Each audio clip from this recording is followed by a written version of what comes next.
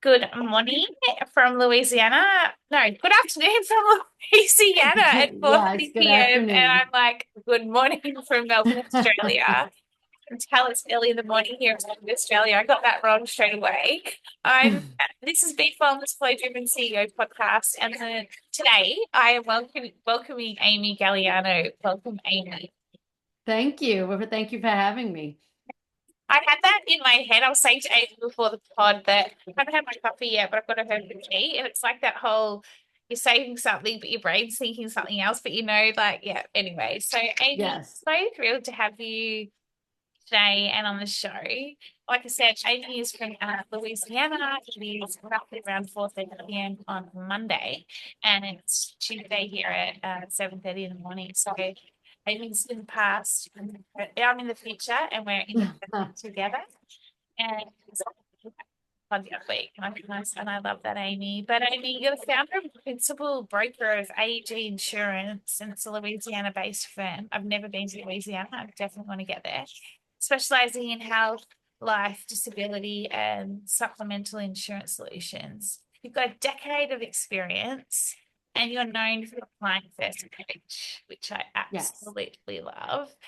And you Yes. offer this personal guidance, and education to individuals and families, which is just so important in today's world, isn't it? And we're going to get into this whole transactional relationship versus personal relationship. Yes. I want to talk to you about the fact you've also on the side created the Insurance Agent 101. But firstly, tell us a bit about yourself. Tell us how you came into insurance and a bit about like life and what you're doing and what you're up to right now. Life is very busy, and it's so funny whenever somebody introduces me on a podcast. It's like, "Oh, you've been doing this for 10 years." And I'm like, "No, I've been doing this for almost 20 years. I just didn't update Oh, my okay. website." So I always think like, "Oh, I need to go back and do that because it's been a lot longer than I guess I advertise myself as." But no, super busy mom. I have two teenagers, soon to be two kids in high school as of this coming fall. So that's always really exciting. But no, I've owned AEG for since 2016. And before that, I was actually a preferred agent with a health insurance carrier here in Louisiana. And then I broke off from there just to be able to sell different types of insurance, different carriers, that sort of thing, just because what I've found, Belinda, is that I was referring business out, and the client would always come back to me and say, "Well, thank you for putting me in touch with this person, but they didn't do it like you did. Like they didn't follow up with me. They just like sent me information and expected me to understand it immediately, and didn't really answer my questions and didn't explain."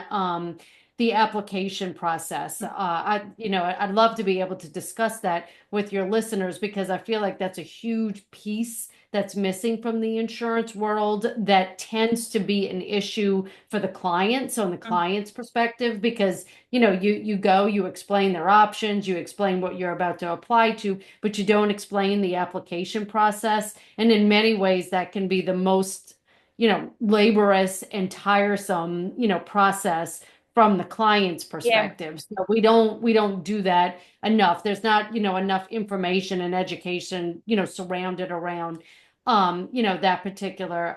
particular process. So yeah, so I've been doing this for quite a while, and in this industry you need to network quite a bit. Networking and mentoring is a huge part of your success and your ability to have longevity in this industry, Mm.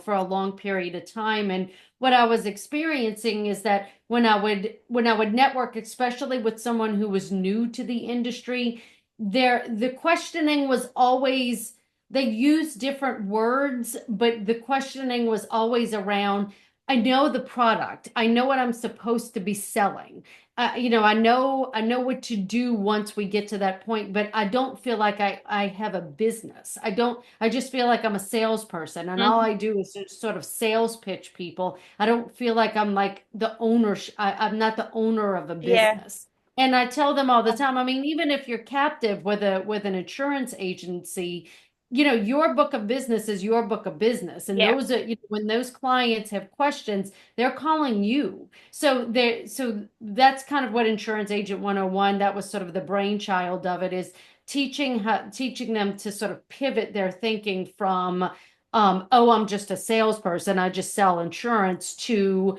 moving towards sort of owning that book of business and what it feels like to be a business owner, and what you can be doing to put sort of, like make the switch in your head, and sort of to change your own mindset, but also to let clients know what the other options are, and what you can do for them, and that sort of thing. And that's different for everybody. I tell, I mean, a lot of the times that it's hard to master these things because there's no blueprint, and everybody kind of does it a little differently from everyone else, and that's okay. But that's kind of why I think it's hard to master sometimes. But that's where Insurance Agent 101 sort of blossomed, in the sense that I was hearing the same things from different people, and everybody was sort of coming at it from a different angle. So, it's really sort of the foundations of your ability to do this for a long time, I So, love all of that. yeah. Like it's just the fact that you just keep on giving and you're paying it forward, like because you've started somewhere, and we said over a decade ago, so like 20 plus years ago. Yes. But the fact that, that's your lived experience, right? And I think it's always beneficial when you can, you are probably going through the same thing as these people where it's just like there is no blueprint. I'm kind of like, you almost you I shouldn't say you're coming from a place of lack, but you're just a sales agent. The minute you put just in front of something, then you're just, right? But Agreed. instead Yes. it's like, Yes. no, I'm actually, this is my business. This is what I Sure. do. And it's more end to end, it's more holistic. And I Yes. think that's a complete mindset shift. It's like when you're just an employee versus Yes. you have your own business, or you're always more than just an employee, even in corporate world. Because I Sure. used to always say to my staff, you need to bring your Saturday self to work. What else are you bringing to work? What else are you bringing to the environment that's about you? So tell me a little bit, like in terms of this client first approach. And you and I have had a bit of a few chats, via emails, etc., and just talking about the whole client relationships versus transactional. I come from I've always worked with clients. I've always worked in the client relationship. And I, like to think I'm a bit of a client whisperer, where I like to walk in my client's shoes and I walk with them. And I've never, and even my own experience now, I cannot stand transactional service. It does my head in. Like, no matter what I do, where I go, what I do, and it's like, make an effort. It's not that hard. Sure. Sure. Talk to me a little bit about, I like to call it heart-centered. It's that kind of, it's relational, it's non-transactional. You talk about this application form. Generally, when it comes to insurance and things like that, I know for a fact you don't generally get spoken about the form, or they're like, you just need to fill this form out. So the form is the starting point of the relationship, but generally that form is a transaction.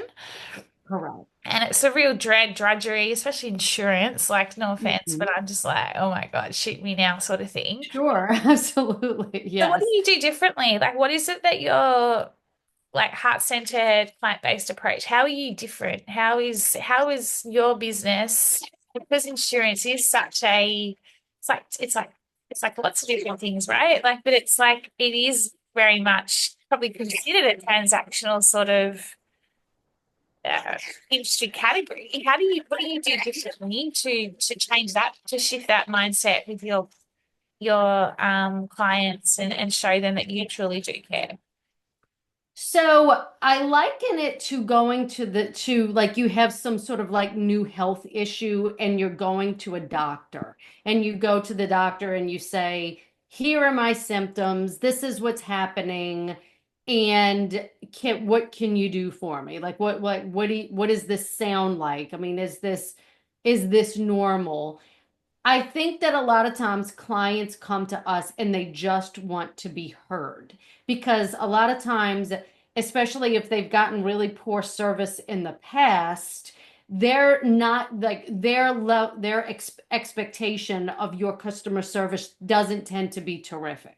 So they're coming to you with a fairly low grade expectation level. So a lot of times what you're having to do is if you can just let the person talk about their experience for 5 minutes at the, I mean, it doesn't, this is not a therapy session. It doesn't need to go on and on and on. But if you just let them talk about where they're coming from, you can glean a lot of information from that. And you tend to be able to see like sort of the kinks in the armor and what went wrong in the process that led to this not being a particularly great, transaction. Mm. So, and a lot of times when they're coming to me, they've not necessarily had a particularly great experience with whatever their need is. And sometimes a lot of that is that they just want to be listened to. They just Yeah. want somebody to just listen to them, even if it's just for a few minutes, to be able to say,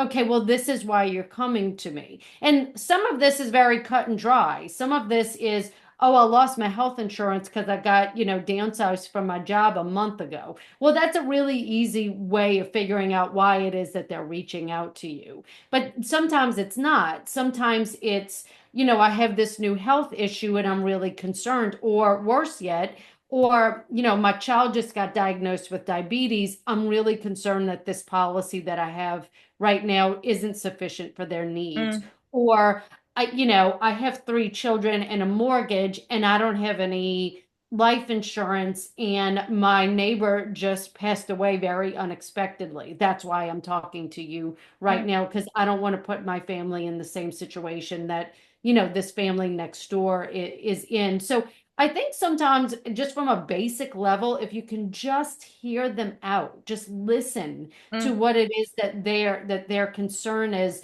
you can get to whatever transaction needs to happen a lot quicker, Yeah. but you also have a means of forming a relationship that grows your business. Mm. Because I mean, I created, that when I started, when I left, the other carrier, and I started AEG, everything was by referral. I didn't have enough money to go and pay for leads and Mm. run ads, and Facebook back then was not what it is today.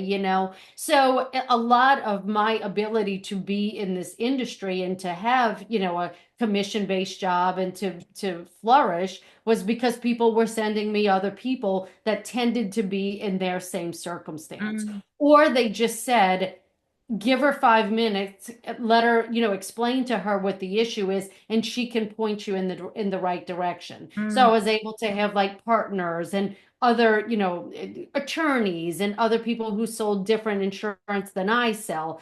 So there's a lot of like sort of give and take there, in the sense that you're not just sort of sending them to some stranger that you don't know that person either. So it's sort of this very like give and take relationship, in the sense that like we're all in this together and we all sort of do something a little different from one another, but we can all kind of support Compliment. one another. Yeah. Yeah, so it's a nice feeling of it isn't transactional, and it's not cold and stoic. I mean, you really are trying to sort of get to know the person, but I truly believe that that is the reason that all these years later, I don't have to run a lot of sales ads and I don't have to do a lot of Facebook marketing. And, my Facebook page is about information, and it's Yeah. about, sharing, and it's Yeah. about having a sense of humor about these things. And it doesn't always have to be sort of stuffy, and, life has enough of that, I just totally by agree. virtue of, yeah, of what, of what I do for a living. And I mean, there's some of it can't be avoided, and that's okay. But, I mean,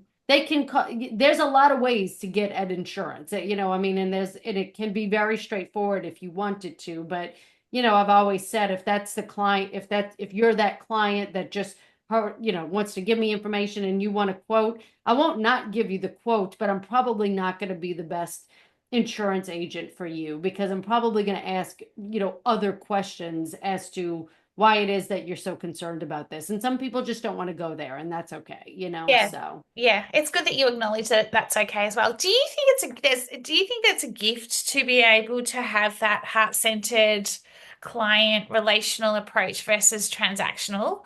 Do you think do you think it's innate in us? Like, do you think that not because I'm not sure if everybody has it within them or they have it within them, but they don't know how to tap into it. But like when, back to what I was talking about before, where it's like there's a lot of people out there that are very transactional in the way they operate.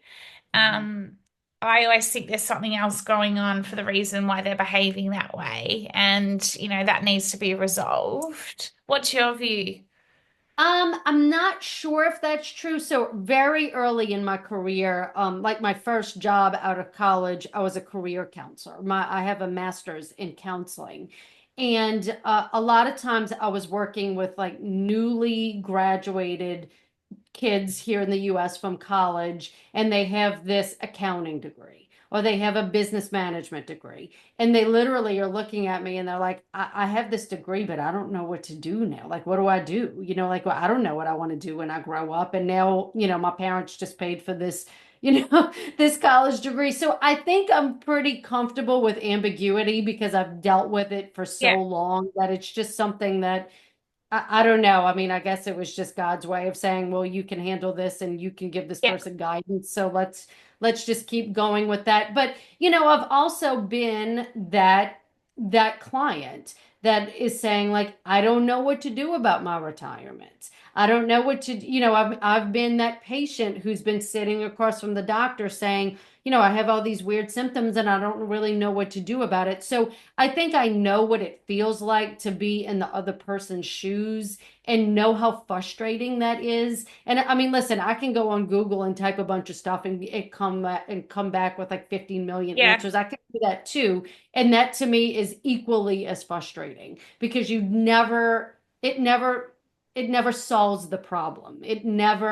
You just end up with more information yeah. and it's even more to take in and it's that much more confusing and you really don't know where to start. But Mm. then I've also been the recipient of a wonderful doctor who sat and listened to me, who gave me great, really basic advice and who I have sort of taken it with me for years and repeated her own advice. So it's one of those things that I think I've sort of had both experiences and I try to be that way in my professional life as well. Is just that I mean I'm here to try and make it simple. Yeah. And but if I don't listen to you, I don't know that really happens that way. Yeah. Okay, so then that's a good segue because when I asked the question when you sign up for the podcast around, what's that one insight from life, leadership or business or experience, and you said to me the importance of listening, even when you know how to answer the question immediately. Can I talk just a little bit about that? So when you do this job, as long as I have done it, you tend to be able to get to information pretty quickly because especially if the client can explain their circumstances in a very clear, very concise way, you tend to know the answer really, really quickly. And 9 times out of 10, you tend to be right.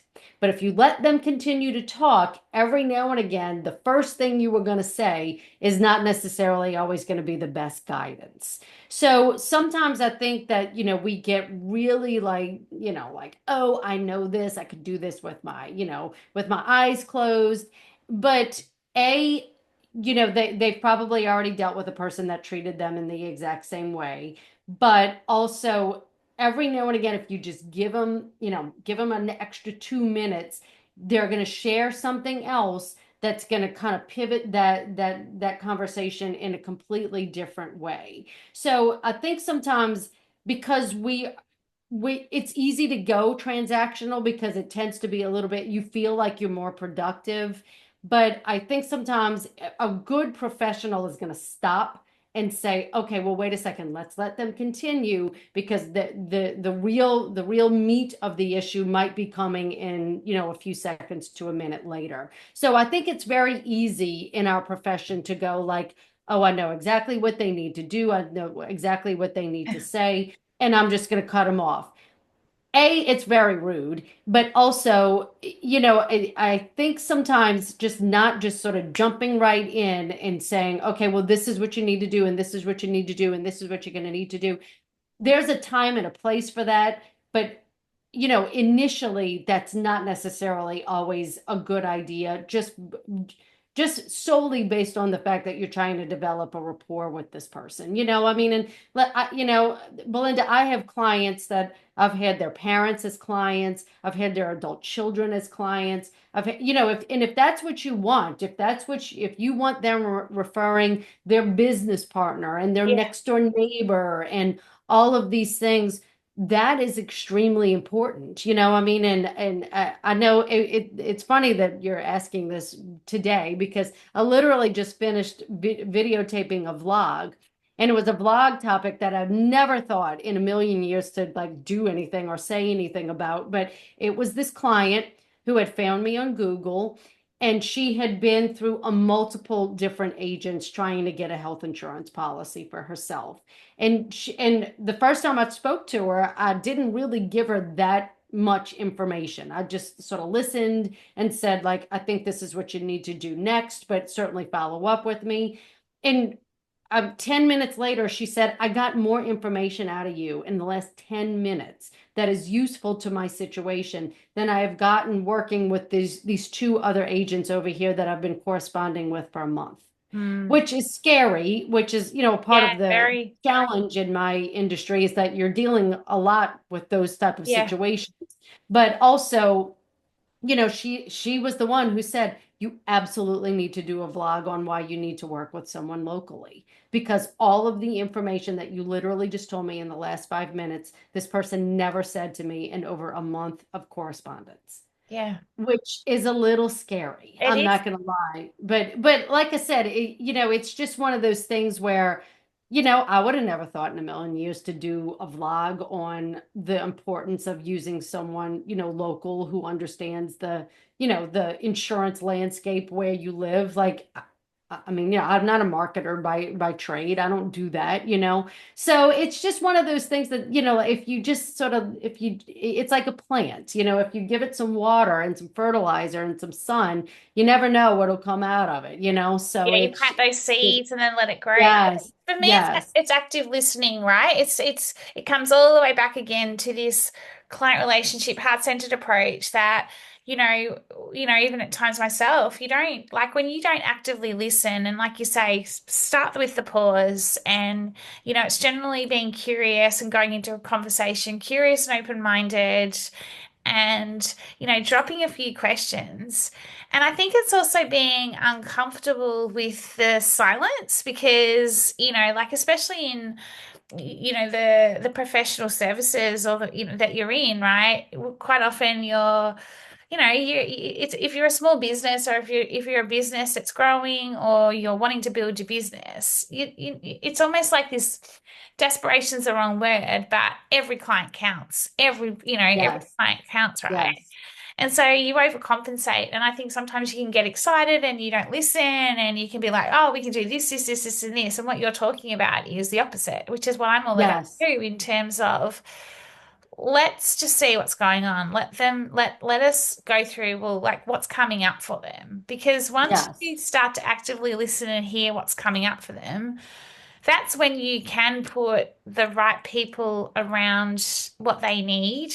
yes, And you are then giving them the ability to be vulnerable, to feel safe, to feel like they're being heard yes, versus just being talked at. There's nothing worse than when you're being talked at and you don't get a word in and you kind of walk away and you're like, that's not what I wanted though. Like I just want someone to listen to me. I want someone to understand me and know that because half the time, like you're dealing with quite a delicate thing like health, life insurance, yes, disability insurance. Like absolutely. it's not like it's just standard insurance, right? There's a lot of Right. stake with this and there's a lot of emotions that go with this. So the need to be able to actively listen and then respond to that, I think is critical. And it's critical in everything Yes. we do, really, that active listening.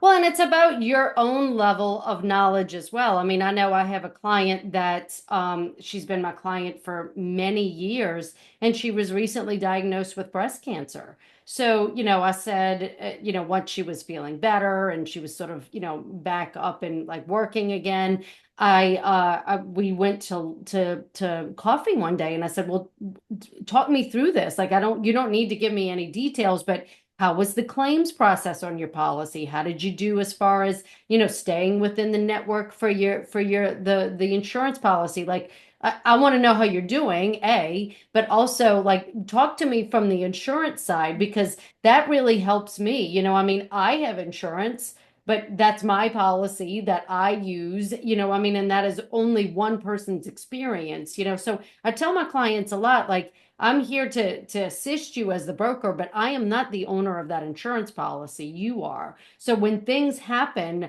it is really helpful for me to know those things, because knowing how the claims process works or how the I mean, a lot of times if a person submits an application, the correspondence is between the carrier and themselves. I don't necessarily always get roped into that because I'm not the owner of the policy. So, knowing that is a really, really helpful thing for me because, I mean, if it's a particularly antiquated process, that's helpful to know. How are they when they do Mhm. phone interviews and those sorts of things? Like, again, your experience as a client is just as helpful to me as their sales brochure. I mean, I don't mean to make light of these things, but it really is extremely important for me to get an idea of, how great is this product? I mean, of course, my carrier's telling me it's terrific. That's their job, So you tell me from the client's perspective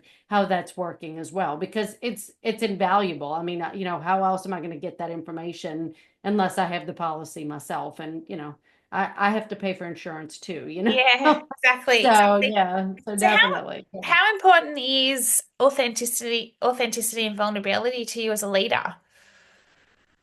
I think it is a very underestimated aspect of any business relationship because I think, and especially in insurance and in financial services, and probably in your profession with consulting and whatnot, we think we need to know literally everything off the top of our heads. And if we have to say, you know what, that's a great question, and I don't know that I can really fully answer that question, we feel like that's some sort of like flaw. Yeah, Well, I liken it to when my kids take a test.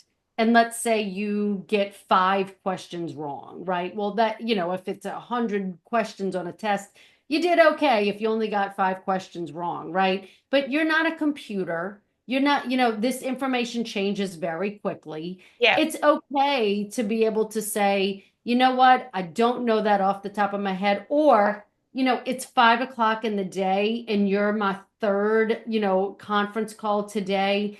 I want to tell you yes, but I'm gonna tell you to hit the pause button, and I'm gonna confirm that, and I'm gonna let you know tomorrow morning. I don't think there's anything wrong with that. I mean, I don't know that you want to make it a habit, but I do think people respect the fact that you are authentic enough to be able to say, I either just flat out don't know off the top of my head, or I'm not 100% sure, but I'm going to go get you the answer. And I'm going to go. And again, I learn more from those situations than I would ever like sitting through some sort of webinar. Again, like not trying to, yeah. No, I know make exactly light what of you're it or saying. anything. Yeah, But yeah, I mean, you do, it just sort of like sharpens your level of, skill and knowledge. But I do think, especially when you're starting out, there's a lot of like, I really can't do that. It makes me look like I don't know what I'm talking about. And, I don't know that you want to make it a habit, like I said, but at the same time, I don't think that just, being like, I'm sorry, I'm human and I'm on overload and it's, 6 o'clock on a Tuesday and I'm running around doing 50 million things, like that. I don't think there's anything wrong with saying, I'm going to let you know in 24 hours. You know what I mean? yeah. I really like that response because I think that more and more, and it was actually leads into my next question in a way, because I think that the more authentic, the more vulnerable and the more, well, it's just being real. Like it's just being Sure. real with Yes. your clients or just in general. It's just like we've been for so long, like kind of that we've got to be this way and you've got to say it this way and you've got to do it that way. But it's like, Yes. who says? Like, do you know what I mean? Like, and that's where the best relationships come from. When you can walk in your client's shoes or you can walk in someone's shoes with them and they can be like, oh, actually, she's really real. She's really human. Yes. Like she knows Yes. exactly what she's doing, but she's just having a day or, she wants to make sure she gives the right advice and doesn't just kind of give you something that she wants to think more about. I think that's precious. I actually think that's precious because I think more and more we need more of that as leaders. We need more of that in businesses. Like there's a difference between just, you know, constantly saying, I don't know. And that's like for me an imposter syndrome situation where it's like, okay, Sure. what's going on here? But I think what you're talking about here is so then how do you keep your cup full? You're juggling, you got the kids about to go to high school, you sound like a weapon in business, you're a woman that's like, got like the whole community and all the different states around you. Like you've got a lot going on. How do you keep your cup full so that you can give that heart-centered, soulful approach to what you do in life and with business? How do you keep your cup full? So I really like to have my cup full. I don't really mind it if it's overflowing either, because I I love just think that. that that means that you have a full, exciting life. And sometimes, sometimes things fall through the cracks, and that's okay. But, that I think reviewing your life and really kind of like sitting back every, I don't know, 2, 3, 5 years and going like, how are things right now? Like, am I feeling off? Do I feel happy? Do I feel content?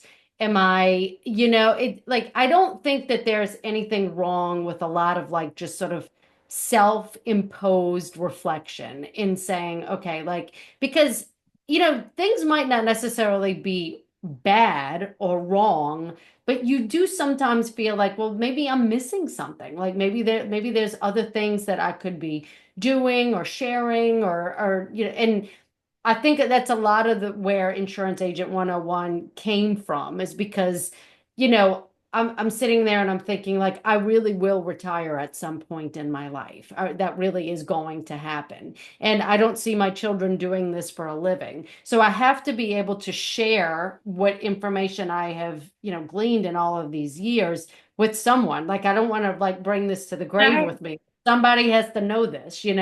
So I do think in it, and especially we're in a day and age where information is so easy to share. Like Oh there gosh. is no lack of avenues in order to be able to do that in a really authentic, real Mm. way that isn't stuffy, that isn't hard to digest, like those sorts of things. Like it doesn't need to feel like it's coming from a classroom. It can really just be like words of wisdom that you can, implement in your life. So I do think that, like a little bit of self-reflection every now and again and being really honest with yourself is a really good thing. And I do, and it's like extracurricular activities when you're in school, like just go do your thing that just is it doesn't have to do, it literally can be nothing to do with what you do for a living. Like literally, like, and you don't even have to be good at it. It could just be something that you really Love that. enjoy. And I really just think that that's so important because, I mean, I think you're like sort of tapping into something that it's like it's sort of exercising that other side of your brain, and we have a lot of, people that are getting older and, people newly retiring here in the U.S. And there's a lot of research done on them as a population and what it means to be going into retirement. And, I don't know that, people like newly are about to retire have ever been researched this much in human history, but a lot of the information and the literature that's coming out about them is fascinating because Mm. they're living so much longer. I mean, people Yeah. live until like their 80s and their 90s on a regular basis, but how they're living and the quality of their life, can be very different from person to person, so that ability to have things in your life and to have those connections and relationships and have those 100%. activities, it's really so important, I mean, because we sit there and we think like, oh, when I get older, I'm just going to travel all the time. Well, what happens if you're not Able physically to. able to do Yeah. that? I mean, like in, I love mythology. So a lot of like the reading Same. that I do that isn't work related is, like Greek mythology and all Yeah. this like weird stuff, I and love Greek I mythology. didn't I didn't love that when I was 30. I just sort of stumbled upon it, I mean, and now I like, ingest it like crazy. So it's just kind of one of those things that, you just need to sort of see where life, and you need to be okay with like experimenting, and it's okay if you try it and you hate it. Like all of my friends play tennis. I am the only person that does not play tennis. And I'm like, I'm really bad at this and I don't like it at Is it all. maybe because we So both wear glasses? Because I'm exactly the same. I was having this conversation with someone the other day that I am the worst tennis player ever. I just can't hit. I love I watching it, I but I am can't play it. so bad. I'm so bad at it. So I don't know if I don't like to do it because I'm like that bad at it, or just I don't know. Maybe I just want to be up and doing something. I don't know. Maybe I'd rather just read mythology. I wanted to like it a lot, but I don't like it. I'm like I'm happy to like meet y'all after and like we can go hang out, but I'd like to be Not, doing you're not no, no, playing. no, thank No. you. So So yeah. Amy, I'm playing with this week. What tip would you have for this week in just everything we've just been talking about? Like in terms of what would be your hot tip for a leader, anyone who has their own business, what would it be? I think the tip that I would okay, so the basic answer I'm going to give you is have a method of organizing your files and your life. So whether that's like a physical like calendar that you walk around with, or if you have something like on your phone, like a CRM system, that is like the basics. Okay, like that you absolutely positively 101. need that, but I mean that's probably not the answer you wanted.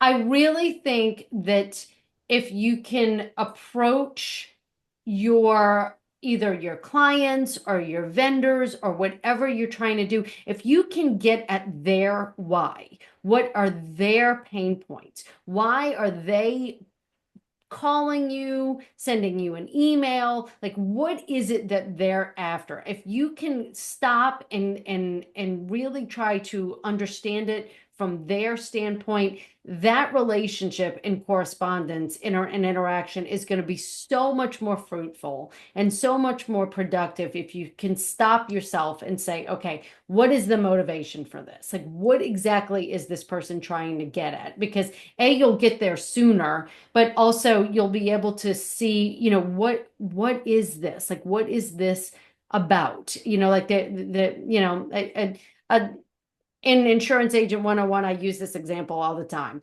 You get somebody, they call you and they call you about dental insurance. Here in the United States, dental insurance doesn't tend to be very expensive, but it doesn't tend to always be the best coverage in the world. Mm. Well, they're calling me because they've always had dental insurance and they just can't imagine life without dental insurance.